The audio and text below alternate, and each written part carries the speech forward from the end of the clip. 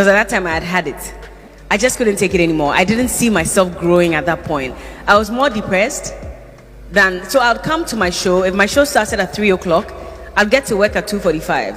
That's how badly I didn't want to be in that space. So 2:45, I'm there, and my boss is looking at me like, why are you coming this late? I'm like, oh, sorry, boss, I was doing something. But really, I'd wake up in the morning, and there was really no drive for me to want to be in that space. So I come at 2:45, my show ends, it's an hour, so it ends at 5, and I'm out.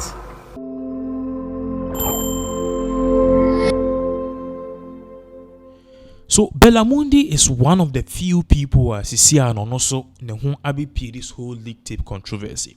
Now there was a test and also a screenshot message and a trend reportedly and nipa according to sources and nipa was so leaking the videos of Serwaa Amihere reflect Oche say Henry no onin kofo be date you. Even one of those people cried on reportedly cried and allegedly was a ye Bella Mundi. But Bella Mundi no and now Ababe Kasa say she is not in that category of sleeping with people for money, cars and favors. Or past her level, she does not do it.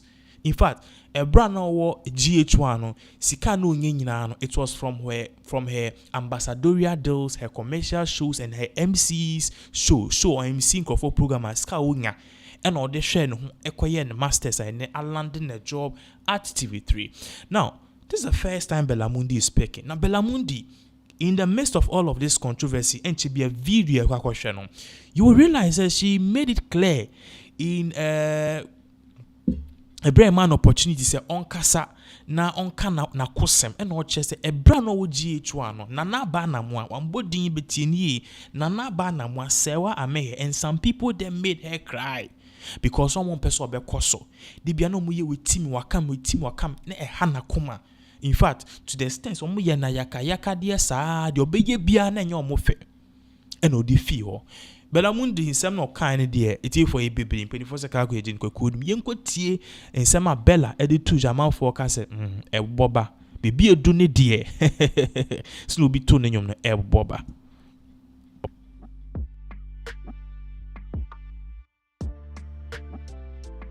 In a void, would rather you stay there and just plateau. I mean, they didn't say plateau, but they just said we also couldn't find anybody who could do that job, so you might as well stay there.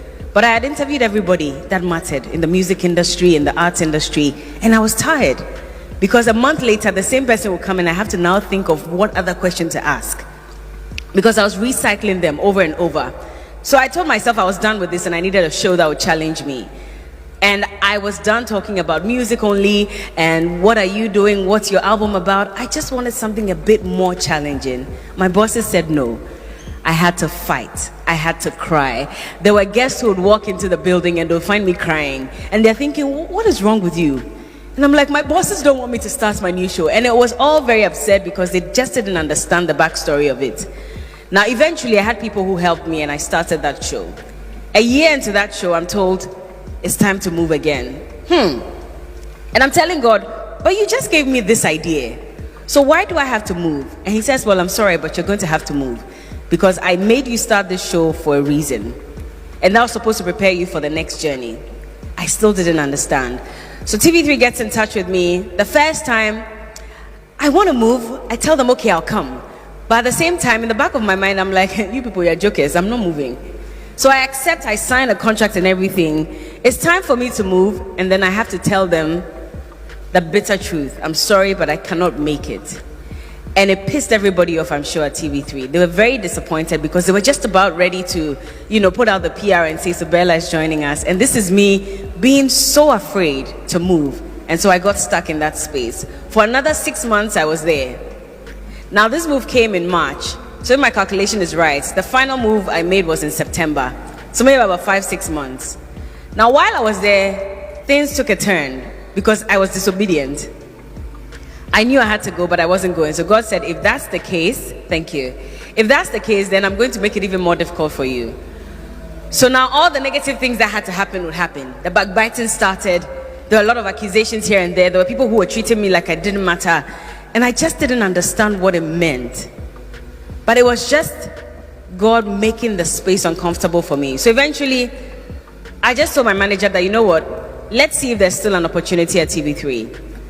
So we started having that conversation. They said, well, there is an opportunity still. We left that slot open for you. However, you need to assure us you're coming, because we're not going to put together all the materials, getting ready to announce, and you won't come again. And I said, oh, I'm very sure I'm going, because at that time I had it. I just couldn't take it anymore. I didn't see myself growing at that point. I was more depressed so I'd come to my show. If my show started at 3 o'clock, I'd get to work at 2:45. That's how badly I didn't want to be in that space. So 2:45, I'm there, and my boss is looking at me like, why are you coming this late? I'm like, oh, sorry, boss, I was doing something. But really, I'd wake up in the morning, and there was really no drive for me to want to be in that space. So I come at 2:45, my show ends, it's an hour, so it ends at 5, and I'm out. And that was consistent for a while. So I knew it was time. Luckily for me, there was an opportunity, and I had to move. Now, before that, I needed to ask myself, what really is your goal? Because it's not enough to say, I'm not comfortable here, so I just want to move. Sometimes you don't have a plan. Sometimes God has a plan for you.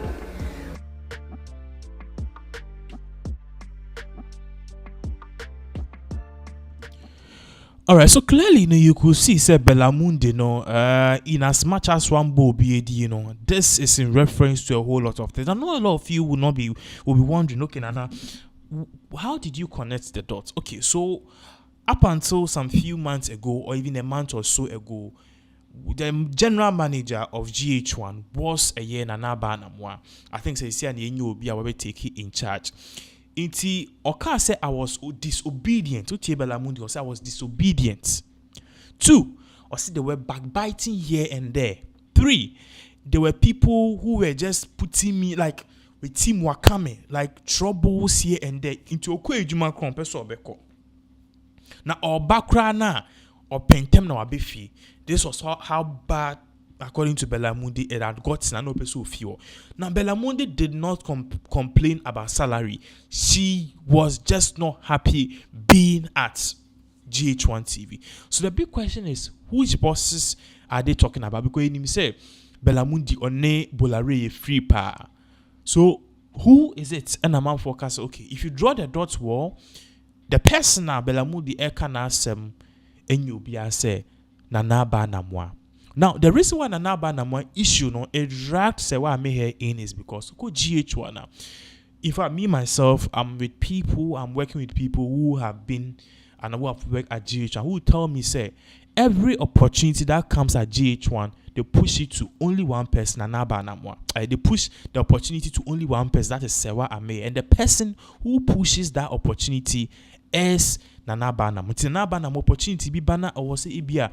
Yes, will be a qualified or not. Yeah, the bemana nipa yeshini and a nipa yet be man despite say or qualify and now unqualified. They be a bonabas or ya do or a multi-talented. Serwaa Amihere. So you could see, say that's alone really made a friend say Bella Mundi really pissed off her. This was one of the huge drive and motivation for her to actually want to leave her space and leave the space once and for all. And according to Bella Mundi, this was all the things that happened here. Fino fi hono nipa ase no sheda ni free, and as fino fi one of the people are the main determinant of she leaving that particular place was Nana Banamwa, and also Nanabe's son, Nanabe's daughter, that is Serwaa Amihere. And clearly ofi hono all the people mo GH1 back. In fact, before Bella Krabi feeling could be brave fi ho. In the Bella few on it was the final straw. We saw Peace Height. In Kobe Brie, Cookie Tea, everybody had left her. And then on GH1, we saw GH1 now. All you see is Serwaa Amihere. Why just stage now, boss? So she's the all-knowing.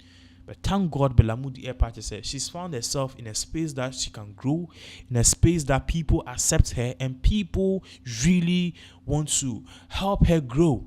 There's no competition. Even if there is, that competition is not so bad. Say we are putting people's heads together, we are hitting people's heads together. It's a healthy place, and it's a place where people can have healthy competition. So clearly, this is one of the few things that happen among focus. So okay, this whole Nanaba Serwaa issue, we understand it. It is just time. Say, and now we can just put it in a way. Say, Dumra, I say. the exposes and I say the real deal behind the shady Nana Aba Namwa and Serwaa Amihere gets exposed, and it's just God doing his work. SMP, let us know what you think in the comment section. Definitely we'll give you more updates as all of these events unfold.